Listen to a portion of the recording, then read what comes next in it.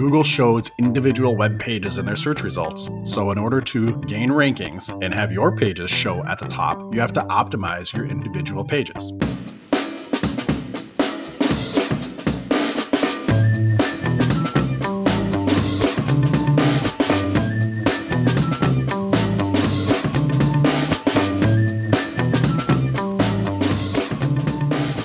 Welcome back to Local SEO Tactics, where we bring you tips and tricks to get found online. I'm your host, Jesse Dolan. Today, we're going to be talking about optimizing your pages. And we mean page by page, individual pages, not your website, right? Globally speaking. When you do a search in Google, Google shows you individual web pages. I think I mentioned on the show, but if you sit back for a second and think about it, it's pretty amazing that you can go to the Google machine, type in a keyword, type in a search, whatever it is. And of the billions of pages that are out there, Google fairly instantly shows you a result of the top 5, top 10, whatever it is, pages that match your intent for what you search for. Pretty remarkable. Now, when you consider this, you have to optimize your pages specifically for that keyword, for that intent, for that thing that you want to be found for, how you want to be found for it, when you want to be found for it, where you want to be found for it, right? All these things. You have to think about those things and optimize your individual pages within that context to be found. So you stand out from the millions and billions of pages that are out there in the Google database to be shown. So we're going to go through here kind of a quick list, kind of a refresher. Some of the stuff we've talked about on various episodes, but here we're just going to kind of revisit, how to optimize an individual page. What are the key things that you want to be looking for on that page? What are the key areas that you want to optimize on that page? This is going to apply to every page on your website that you want to get ranked, right? Your product pages, your service pages, even your homepage to an extent. Although, as we've talked before, you don't really want your homepage to be the main ranking page on your website. That's more of a gateway. However, your homepage will rank for various things.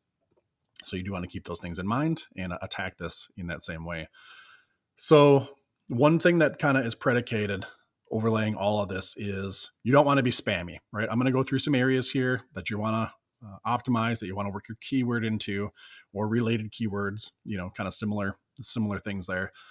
You don't want to be spammy. You don't want to worry about like keyword density, right? Or getting the exact phrase in every single one of these and things like that. We're going to point out the areas that are kind of special on the page that you want to give some attention to. And we say give attention to, it means be intentional, right? Using the words that are your keyword, that are related to your keyword, and being specific. You don't want to waste these areas with generic text or text that really doesn't have anything to do with what you want to be ranked for.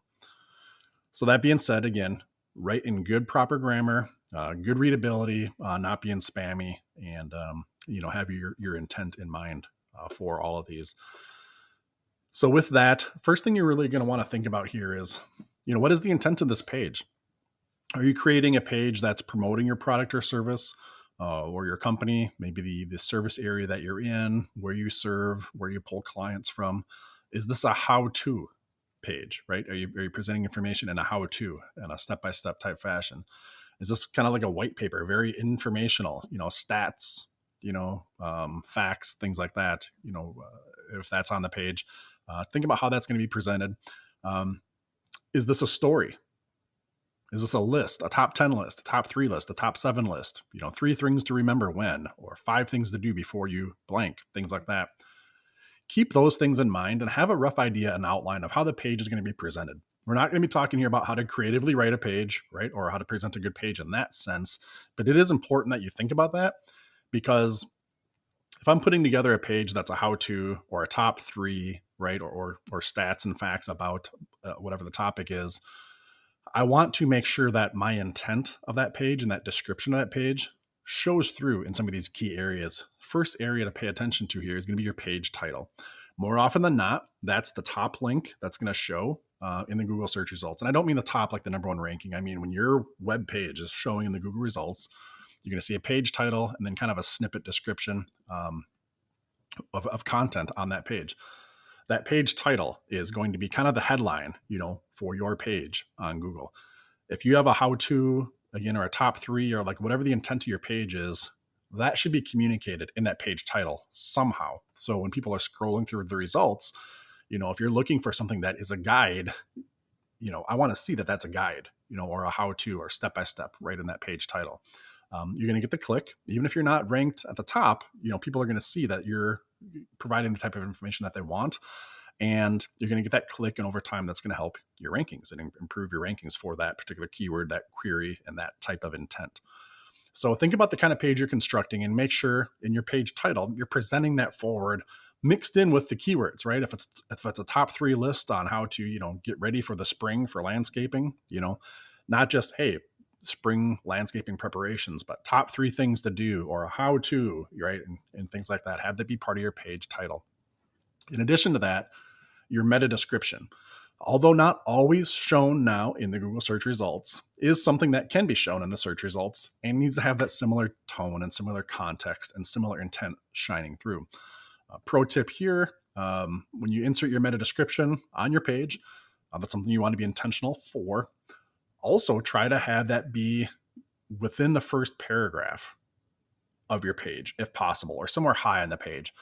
We often find that Google will rewrite the description, the snippet that is shown in search results to kind of fit the intent. Maybe it'll pull a better portion from your page or maybe even rewrite it a little bit.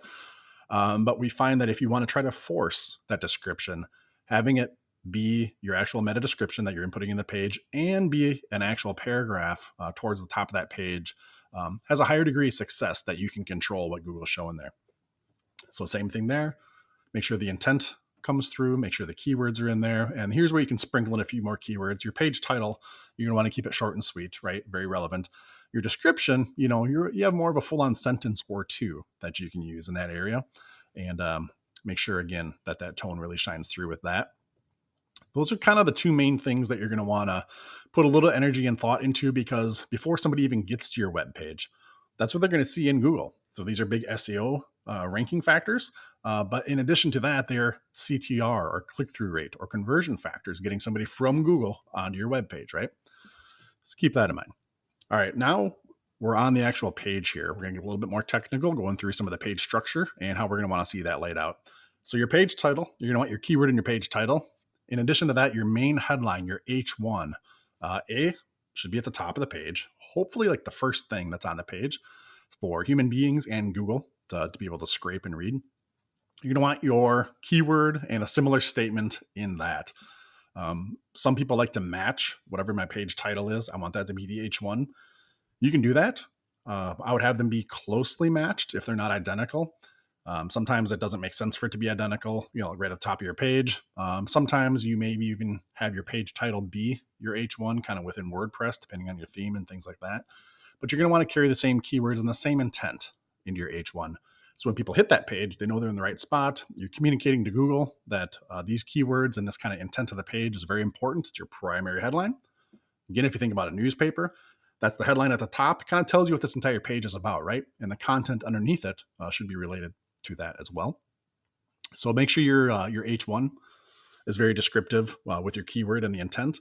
Likewise, your additional subheadings as you go down the page should kind of play off that as well. Here's where you can work in that keyword again, like your H2s, your H3s, or kind of related keywords, things like that. Wherever you're using a headline, don't use it just for kind of graphical reasons, if that's even the right word for it, I don't know. But like aesthetics and design, right?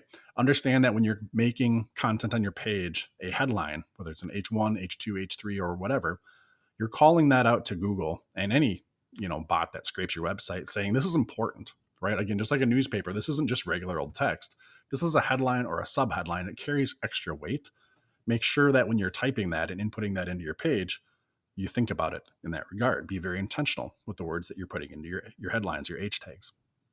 Now, as you go underneath each headline, you're going to have usually like a photo, maybe a video, along with the text, the supporting text. And we want that same convention to follow suit. If you have your headline up at the top, right underneath that, if you have a photo, you're going to want to make sure the name of that, the actual file name, has that keyword in there and kind of matches that same intent and that same topic of your headline. Same if it's a video, hopefully the URL of that video if you're linking to it on YouTube, the title of that, just again, some things kind of come through and using those same keywords. And then the text that's underneath that, again, you have your headline, photo or video, and now text. Should all be about the same topic, have the same kind of context and intent, and should contain your keyword within that as well. we would definitely want to see the keyword being in the first sentence or two of that supporting text. So Google's seeing it right away, and human beings are seeing that right away too. Kind of catch you, make you aware that you're in the right spot, right? And connect the dots with that. Now, as we go through the text, and this is going to be generally speaking on the entire page, not just this first paragraph, right after your headline, you're going to want to flex any special text that you can on the page. So here we're talking about bold, italics, underline, things like that. If you think about it, you have all this content on the page. You have this text on the page, the body text of your page, of your post, whatever it is, of your article. If you put something in bold, that means that it's special. You're calling it out. If you put something in italics, that's special. You're calling it out, right? Things like that. So leverage that for your exact keyword or for related keywords, things that are kind of around it that you want to build context for. Make sure you're taking advantage of those. You're telling Google that this is special. It's bold, right? Things like that. Another area that you're going to want to leverage on these pages is lists, whether they be bullet pointed lists, numbered lists, things like that. Again, as Google's reading this page, they can see that your list is special. It's not regular text. It's a list. Put your keyword in that list. Put related keywords in that list. If there's steps, right? If you have a big article on how to, if there's a bunch of paragraphs and steps, make sure you have a summary. That just here's the 5 steps, that we're going to break down in order. There's lots of ways to incorporate lists and bulleted lists and numbered lists into your content. And you want to take advantage of that. Make sure your keyword is in those. As you get further down the page, FAQs, maybe towards the bottom. We like to mix those in towards the bottom of pages usually. A great way to expand on content, maybe even provide some internal linking to other parts of your website. If you have some FAQs where you're answering questions, about the topic that your page is developed around, maybe you have another page that kind of continues on to something related, right? And that's part of an FAQ. You can embed you can embed internal links within those FAQs, and it's a very natural process to read. And those internal links are also something that's going to be important for your website. That's how you start to kind of maybe silo pages, draw intent, and kind of provide relationships between those pages to Google. So as it reads your content and crawls your page, it can spider out and find more information and kind of develop that backstory, that context, if you will. So try to embed those somewhere in your page where it's relevant. You don't want to overdo it. Just sprinkle in a couple here and there where it makes sense and where it adds value. If you think about it as a reader, like, would this be a great place to jump over and continue this thought, right? That's on a related topic. Again, that's why we kind of prefer FAQs for doing that. It's just an easy way to do that there. Hey everyone, just a quick message about our free SEO audit tool on localseotactics.com, and we'll get right back to the show. If you haven't taken advantage of it yet, go on out to localseotactics.com/free SEO audit, or look for the yellow button up in the top right corner, click that. And it's going to take just a couple seconds. You enter in the page that you want to optimize, what you're looking for the audit to score against. Enter in that page, enter in the keyword you're looking to get optimized for, and enter in your email address, click the button, and it's going to take you a few seconds, and then it's going to send you off a PDF report via email. It's a great report. It's going to kind of give you an overall score of some vital SEO areas for that page and for your website at large, even though it's auditing this page. That's going to tell you some of the good things that are happening, some of the bad things that are happening too, and give you basically a checklist of some things that you need to shore up and what you can do to improve your SEO for that page, for that keyword that you're auditing. Now you can use this as many times as you want. You can do multiple keywords, multiple pages, multiple keywords on the same page. You can even use this to check against your competitors, right? If you want to do a little reverse engineering, see how they're scoring for a certain keyword, what they may be doing good that you're not, and some things to improve there. So lots of different ways to use it, completely free. Again, go on to localseotactics.com/free SEO audit, or look for the yellow button in the top right corner of the website. And then to kind of round it out, we usually like to include the keyword in the end of the page somewhere. If you kind of think about it, what's the first thing you read? What's the last thing you read?